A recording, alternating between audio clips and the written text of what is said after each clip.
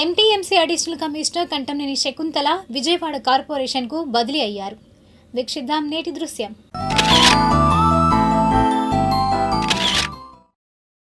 2002లో తొలిసారిగా కమిషనర్గా మంగళగిరి నుండే ఉద్యోగ ప్రస్థానాన్ని ప్రారంభించిన కంటంనేని శకుంతల 20 సంవత్సరాల తర్వాత ఎంటీఎంసీ అడిషనల్ కమిషనర్గా మళ్లీ మంగళగిరి వచ్చారు. గత 2 ఏళ్లుగా ఆమె ఇక్కడ ఏడీసీగా బాధ్యతలు నిర్వహించారు. ప్రమోషన్పై శ్రీమతి శకుంతల విజయవాడ కార్పొరేషన్కు బదిలీ అయ్యారు. ఈ సందర్భంగా సిటీ న్యూస్ ఎడిటర్తో ఆమె మాట్లాడారు. ఈరోజు జూన్ 5 శుక్రవారం నేను Mangalagiri municipal corporation office additional commissioner గారి ఛాంబర్లో ఉన్నాను. కంటంనేని శకుంతల గారు ఈ పేరు మంగళగిరి వాసులందరికీ కూడా సుపరిచితం.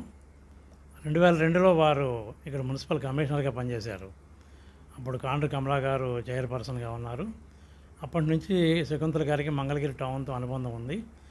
ఆ తర్వాత వారు ఉద్యోగరీత్యా అనేక ప్రాంతాల్లో కమిషనర్గా, అసిస్టెంట్ కమిషనర్గా పనిచేశారు. తిరిగి ఈరోజు ప్రమోషన్ మీద విజయవాడ కార్పొరేషన్కి వెళ్తున్నారు వాళ్ళు. కాబట్టి ఇప్పటి వరకు ఎంటీఎంసీకి తనకంటూ ఒక గుర్తింపు తెచ్చుకున్నారు. సేవలు అందించడంలో, ఎవరైనా ఏదైనా సమస్య తీసుకొచ్చినప్పుడు సానుకూలంగా స్పందించడంలో, మీడియా పట్ల కానివ్వండి, కామన్ బాండ్ పట్ల కానివ్వండి, ఉన్నతాధికారుల పట్ల కానివ్వండి, ఒక సాఫ్ట్ నేచర్ కలిగిన ఒక మంచి ఆఫీసర్గా శకుంతల గారు ఉన్నారు. 2002 నుంచి మంగళగిరి వాసులందరికీ సుపరిచితమైన ఆఫీసర్. అదేవిధంగా నాకు, మీడియా మిత్రులందరికీ కూడా వారు సుపరిచితులు. వారు విజయవాడ కార్పొరేషన్కి ప్రమోషన్ మీద వెళ్తున్న సందర్భంగా మనతో కొన్ని మాటలు మాట్లాడతారు. నా మొదటి పోస్టింగు మంగళగిరి మున్సిపాలిటీ తోటి మున్సిపాలిటీలో 2001 నుంచి 2003 దాకా నేను మున్సిపల్ కమిషనర్గా జాయిన్ అయ్యి మొదటి పోస్టింగ్ చేశాను ఇక్కడ. తర్వాత మరలా 20 సంవత్సరాల తర్వాత రావటం చాలా సంతోషదాయకము. ప్రస్తుతం మరలా ఆర్డీ ప్రమోషన్ అనేది మా కెరీర్లో ఒక మంచి ఒక మైల్ రాయి లాంటిది. ఆ ప్రమోషన్ తీసుకొని మరలా ఇక్కడి నుంచి ఈరోజు వెళ్తున్నాము.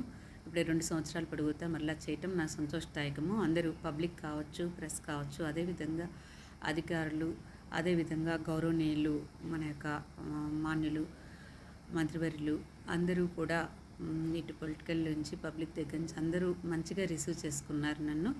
అదేవిధంగా మొదటి నుంచి అంటే పబ్లిక్తో అసోసియేట్ జాబ్లో చేయటం వల్ల వాళ్ళ యొక్క గ్రీవెన్సెస్ని సత్వరమే మనము చెయ్యాలి అనే ఉద్దేశంతో మనము అప్రోచ్ ఉంటుంది.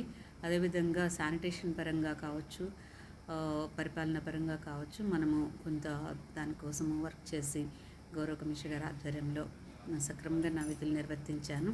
ఈ సందర్భంగా నాకు సహకరించిన అందరికీ కూడా పేరు పేరుగా ధన్యవాదాలు తెలియజేస్తున్నాను. ఈ అవకాశం ఇచ్చిన పెద్దలందరికీ కూడా ధన్యవాదాలు తెలియజేస్తున్నాను.